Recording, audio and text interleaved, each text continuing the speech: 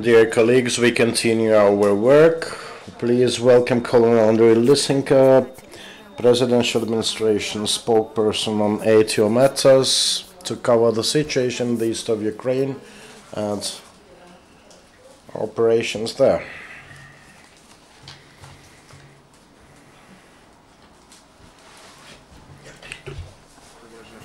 Good afternoon, dear colleagues. The situation in the ATO area shows a trend towards becoming more acute. The number of violations of the silence regime by insurgents increases, as is the number of episodes with heavy armaments usage against Minsk agreements. In Lugansk direction, the hotbed of clashes became the village of Krimske, where the enemy was firing against our position from southern eastern direction using small armaments, mortars and APCs. It lasted for almost all of the day. There were encroachments and fightings in the areas of Shastya and Popasna. In the Donetsk region, the enemy became more active around Horlivka, with enemy fire happening all over the perimeter of the city from Luhansk to Leninsk. Shellings of scale of our positions are carried out to the east of our strategical Konstantinivka-Sinomata railroad network. The enemies continue using heavy armaments, 120mm mortars, tanks and artillery, using them even during the night.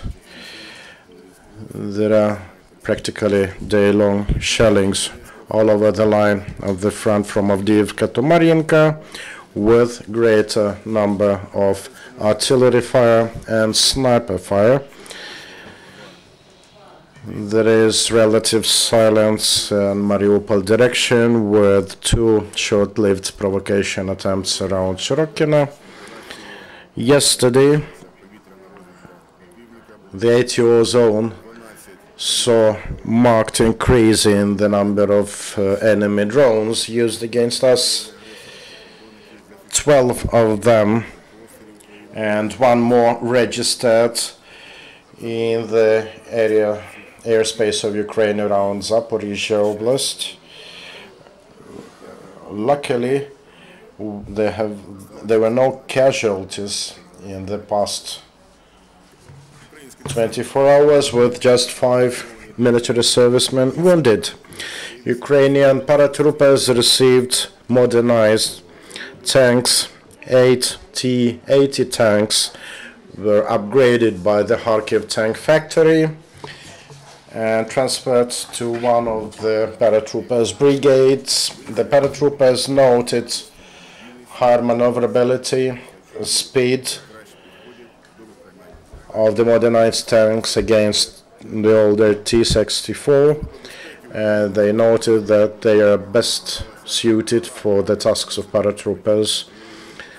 The State Security Service of Ukraine cut short the workings of a group who tried to smuggle armaments from the front line into the country. 9 grenades and grenade launcher were discovered. Also, our border guards found a stash of Grad missiles nearby Mariupol, 40 of them in total.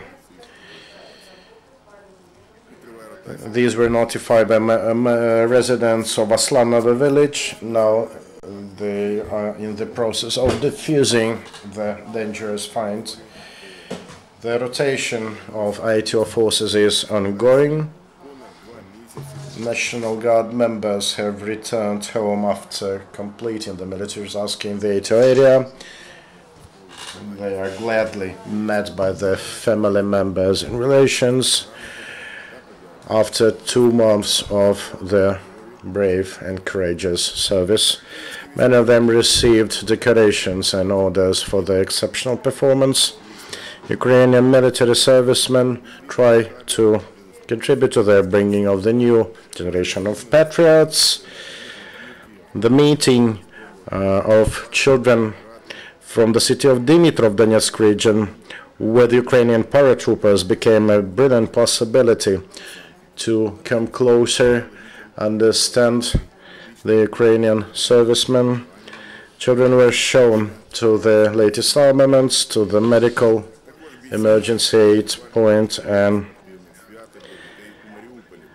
National Guards arranged for a sports festival for children in Mariupol. There were sport orienteering competition and games, and children received information about how the service goes on in the border troops of Ukraine. Ukrainian volunteers continue helping our protectors. In Kherson, young youth organizations joined the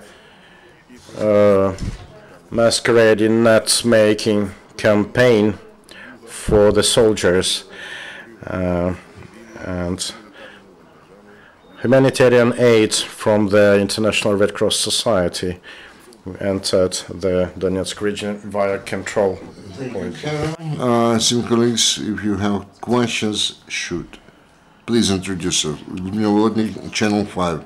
As for the peaceful populated areas, for example, Avdiivka, Voloddarska, were they shelled again or not? You mean shelling? Yep. Okay. I cannot tell you at this point of time, since they have no data about the shelling of those bombardment of those populated areas. But what happened already, it resulted in the fact that the repair teams on a regular basis go there and to repair either the water supply pipes or the power supply lines, whatever else. And so far we do not have new information about another damage made. We know that we can only say that the shelling and the number of shelling and bombardment has increased regarding our this location. There are no more questions or clarification. Thank you very much. See you tomorrow in our next briefing. Officer Glushenko, head of the State Service for Food Safety and Consumer Protection, will take place.